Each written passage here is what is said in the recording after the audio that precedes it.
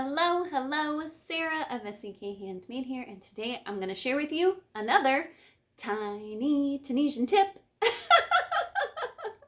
All right, let's talk about this little problem right here. If you're working your Tunisian crochet and it does what mine is doing and just rolls back up on itself, I want you to know this is totally normal. If you are brand new, you are not doing anything wrong, and it's totally okay. A little bit of blocking or steaming at the end of your project will help this lay much flatter, and it'll be fine. You're doing great.